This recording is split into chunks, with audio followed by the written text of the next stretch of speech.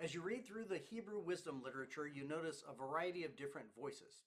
Proverbs tries to tell us that the world has an order to it, a sense to it, and that there's a real reciprocity between God and humanity, that when we are wise and faithful, God rewards us, and when we are unfaithful and pursue folly, we suffer the consequences.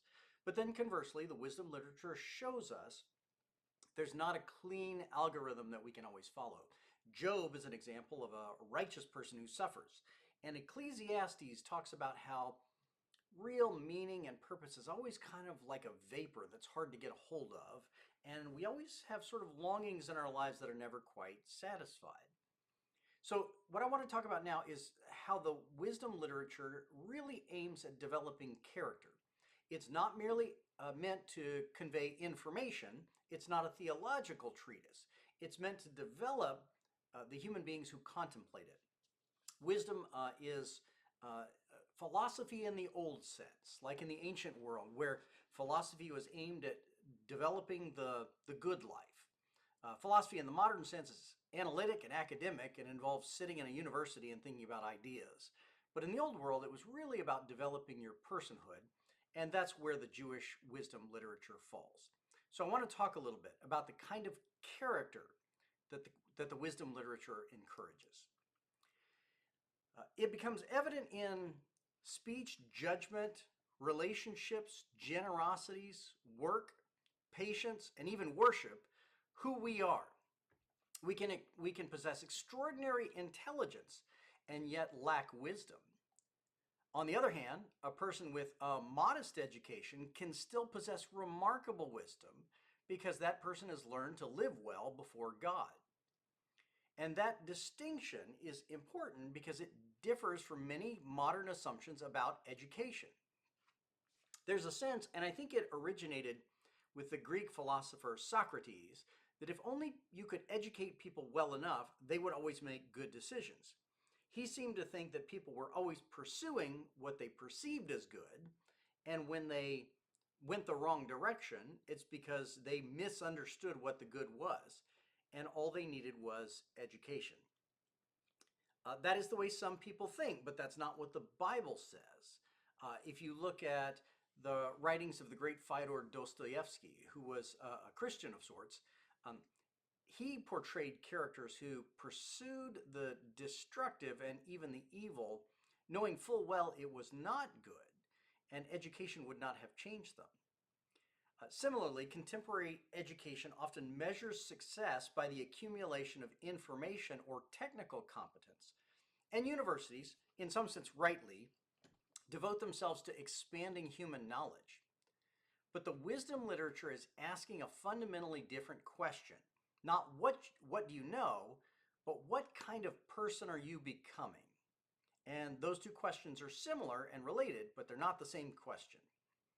The philosopher Joseph Piper once observed that wisdom differs from specialized knowledge because it concerns the whole of reality. An engineer may study bridges, a physician can study disease, an economist can study markets, but wisdom asks how all these things fit together within a meaningful human life. It seeks understanding of reality that leads towards rightly ordered living.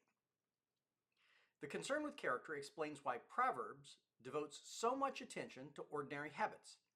Again and again, the book returns to themes that seem mundane.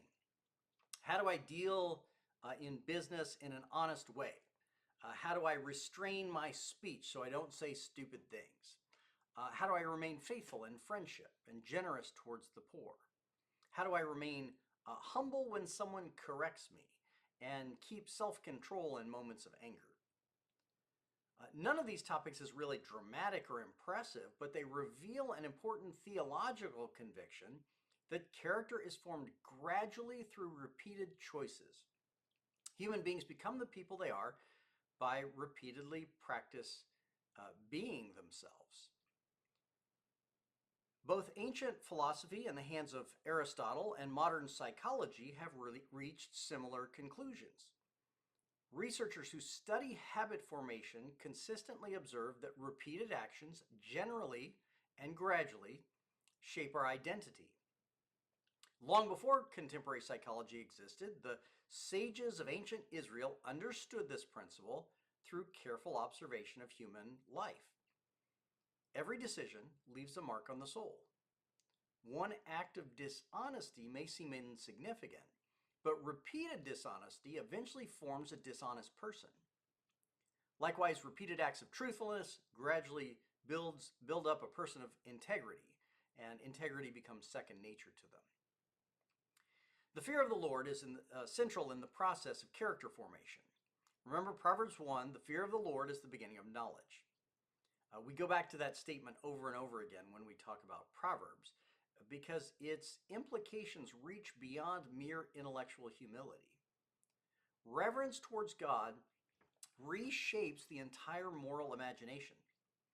A person who lives consciously before God begins to evaluate success differently. Wealth is still valuable, but it's not ultimate. Reputation matters, but not as much as integrity. The Old Testament scholar Ellen Davis has argued that wisdom literature consistently portrays virtue as something deeply practical rather than abstract. The wise person is recognizable, not in some sort of Gnostic way because they have a secret knowledge about creation, but because their actions contribute to flourishing rather than destruction. They use their words to heal, and their decisions affect families and communities in healthy ways.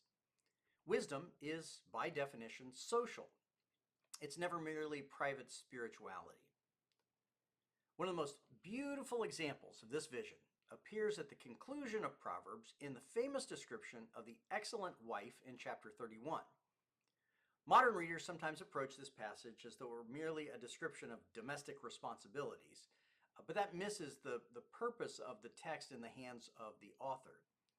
The woman described here embodies wisdom itself. She is industrious and generous and compassionate and discerning. She's economically competent. She's trustworthy, and she reveres God. She does the kinds of things that a wise person does. She manages her household and interacts with the community in gracious ways, including caring for the poor. So her life demonstrates that wisdom has shaped her through faithful stewardship in every area of human responsibility. Scholars have noted that Proverbs begins with wisdom personified as a woman calling out in the streets and concludes with another woman whose life embodies wisdom. Bruce Waltke suggests that this literary structure is intentional. The opening chapters invite readers to pursue wisdom, while the closing chapters portray what wisdom looks like when it has become fully integrated into a human life.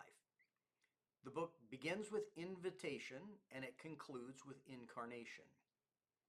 Ecclesiastes contributes an equally important insight into the good life. After exposing the limitations of all the things that the teacher pursues, wealth, pleasure, accomplishment, all those kinds of things, the teacher eventually returns to a surprising conclusion. Human beings should just receive ordinary gifts and be thankful. Eat, drink, and be merry. Delight in work and companionship and experience these as gifts from God. It corrects the common misunderstanding. Some readers assume that Ecclesiastes is just pessimistic. And the book does confront mortality in a kind of a sad way, but it's not pessimistic any more than it's optimistic. It still celebrates joy. The teacher doesn't argue that pleasure is meaningless, only that it becomes distorted when it bears the weight of ultimate meaning. Food is delicious, but it can't conquer death. Work is noble, but it doesn't give us immortality. Love is beautiful, but it cannot eliminate human finitude. We abandon these false expectations, and then we receive joy in ordinary ways. That insight feeds into the Christian understanding of life. Gratitude becomes possible because life is received rather than possessed. Every good gift remains precisely that, a gift. The wise person enjoys blessings without imagining that they can finally satisfy the deepest longings of the human heart. Abraham Heschel the great rabbi, wrote that life is transformed when we recover the capacity for wonder. Wonder doesn't require extraordinary experiences, it just emerges whenever ordinary reality is perceived as bearing the presence of God. That is true to the wisdom tradition. The sages invite us to notice what has always surrounded us and then to see God's hand in it. The changing seasons and faithful friendships and good hard work and shared meals. Moments of beauty. All of these are opportunities for worship. The relationship between wisdom and virtue has become a central concern within later Jewish and Christian thought. Early Christian theologians frequently drew upon the wisdom books to describe the formation of disciples. They recognized that holiness is not just obedience to commandments, but the transformation of the whole person. Augustine frequently described the Christian life as the rightly ordered love of God and neighbor. Thomas Aquinas in the Middle Ages would later argue that wisdom perfects the intellect by enabling human beings to judge reality according to God's purposes. The emphasis upon formation reaches its fullest expression in the ministry of Jesus. The Gospels don't portray Jesus as offering abstract theological lectures or trying to get people to sign on to a theological doctrine. He forms people. He teaches about character. The Beatitudes describe qualities of those who belong to the kingdom of God: humility, mercy, purity, peacemaking. Like the sages before him, Jesus understands that the deepest transformation occurs within the person, not merely in the mind. The Sermon on the Mount bears striking similarities to the wisdom literature. Jesus speaks about anger, speech, generosity, prayer, forgiveness, the use of wealth. Does that sound familiar? If you've read Proverbs, it should. Those are not random topics. They are precisely the kind of ordinary concerns that occupy Proverbs. At the conclusion of the sermon, Jesus presents the familiar image of two builders. One builds on the rock and one builds on the sand. Wisdom is demonstrated not by hearing the truth alone, but by putting it into practice. The wise builder resembles the wise person of Proverbs because both have aligned their lives with reality as God has established it. Paul then declares that Christ himself is the wisdom of God, 1 Corinthians 1. That statement doesn't mean that Jesus teaches wisdom better than other teachers. It means that wisdom has become incarnate. The order and purpose and faithfulness of creation is made full in the life, death, and resurrection of Jesus. This conviction helps us understand why the New Testament places such emphasis on our imitation of Christ. Christians are called to imitate Jesus because he embodied rather than merely explaining. A visible life shaped by humility and compassion and justice and forgiveness, and most of all by sacrificial love, is a life given to Jesus. In the end, the Jewish wisdom tradition brings us to the question of what these books have accomplished. Proverbs taught us to trust that creation has a moral order which reflects God's wisdom. Job reminds us that there's an exception that often exceeds our understanding of the formula. Ecclesiastes tells us that our control is limited and it's best to receive the blessings that God has for us. Together, these books have offered a remarkably mature vision of human existence. They don't deny the goodness of creation, nor ignore its tragedies.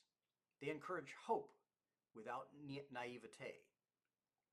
Perhaps the greatest contribution of the wisdom literature is its refusal to separate theology from daily life.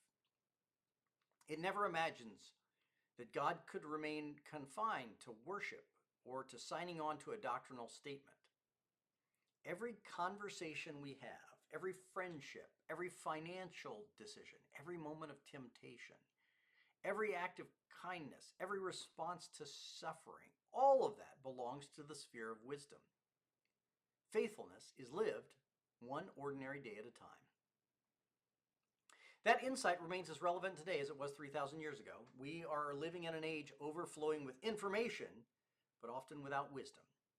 We have incredible technological power and scientific achievements, and yet people are still lonely, and kids are anxious, and relationships are a mess, and the divorce rate is high. There's moral confusion all over the place. Israel's sages would not have been surprised. Knowledge doesn't cause wisdom. Wisdom begins with the reverence of God, and it is lived out in humility.